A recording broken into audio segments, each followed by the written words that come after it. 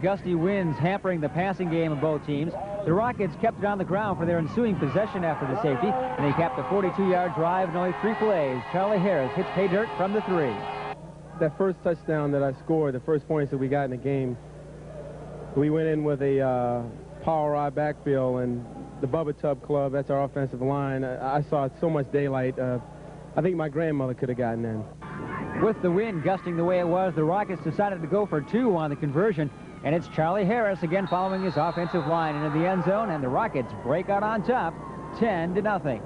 Both defenses then took over from there, and it wasn't until late fourth quarter when the points started going on the board.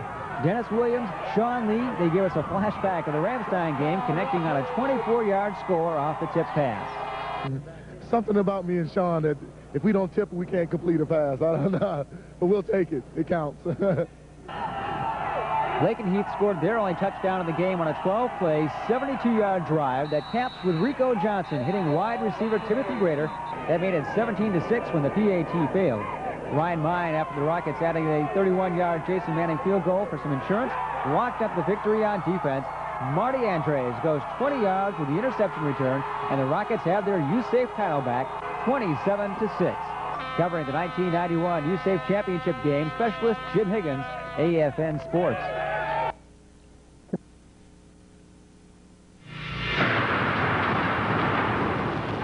11th play of the drive. Rockets on the Lakenheath 9 right now.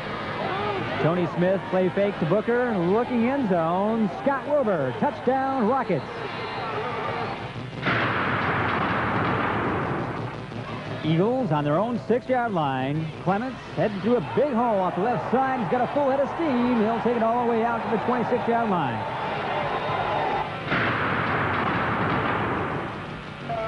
The Rockets have only needed 3 plays to cover 40 yards. They're sitting at the Lakenheath 3. First and goal, Rhine-Main.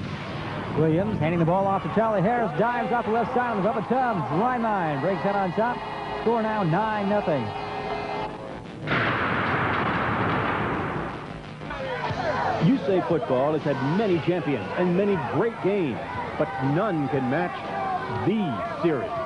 AFN Sports presents the rivalry between the Rhine-Main Rockets and the Lakenheath Eagles. Your host for this inside look at the championship series, specialist Jim Higgins. Good evening, everyone, and welcome to a special we simply call the series. The Rhine-Main Rockets and the Lakenheath Eagles have played in the USAFE championship game 4 years in a row now. It's never happened before, and more than likely will never happen again. The series started back in 1988 when Rhine-Main capped a perfect 11-0 season by defeating the Eagles in the UK. Let's take a look at how these two teams stack up in this rivalry. In 1988, the Rockets scored on their first possession of the game and then exploded for 21 second-half points, shutting out the Eagles 34-0. In 1989, Lakenheath traveled to Rhine-Main, where the Rockets made it back-to-back titles, 37-18. 1990 saw Lakenheath claim their first championship since 1979, winning a shootout 39-30. And this year, the Rockets took the title back with a convincing 27-6 victory.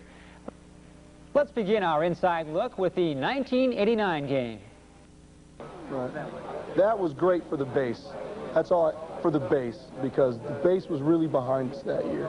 And it was good for the community. Everybody was happy. Everybody was, yeah, Rhine-Main.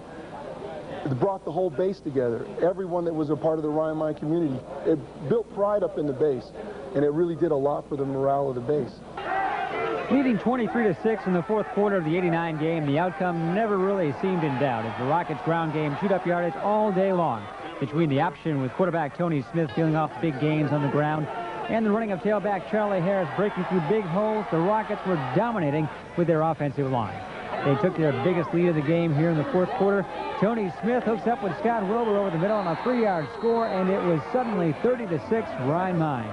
But the Eagles made a fight out of it suddenly with Lakenheath quarterback John Rudy going to work, each fighting back, throwing 2 touchdown passes on successive possessions.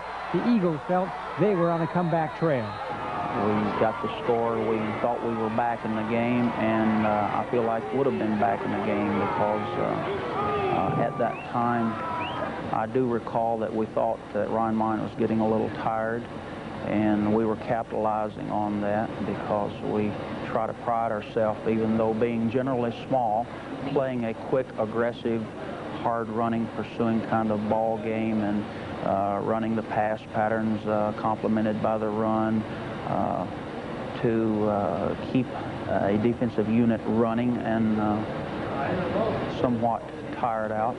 And if we can keep that, keep them on the field and keep our pressure up, then that's our game. When we did that, we thought we were in the game and would be back. However, as you recall, Tor Hill made a super hit on a wide-out receiver there in the end zone on, I think it was a 2-point conversion attempt, and thank goodness didn't hurt himself. We thought he had broke his neck, you know, but as it turned out, it was just severely jammed. But that time allowed a long rest.